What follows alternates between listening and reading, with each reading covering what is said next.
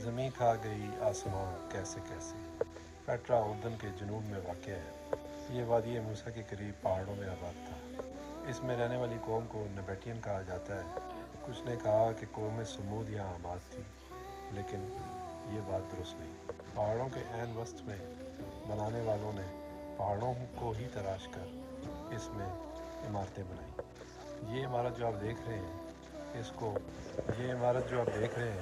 اس کو الخزن، ٹریجری یا سرکاری خزانہ کہا جاتا ہے۔ 20ویں صدی کے شروع میں آنے والے یورپینز نے سمجھا کہ یہ شاید سرکاری خزانہ تھا، اور اس کو نقصان پہنچا کر انہوں نے خزانہ ڈھونڈنے کی کوشش کی۔ اس کی تعمیر کے بعد رومنز کا جب یہاں سے گزر ہوا تو انہوں نے یہاں پہ سڑکیں بنائیں۔ آثار قدیمہ کے ماہرین کو یہ نہیں پتہ یہ کتنی پرانی جگہ ہے۔ بہرحال ان عمارتوں کی رجسٹریاں جن کے نام تھی وہ کب کے اللہ کو پیارے ہو گئے۔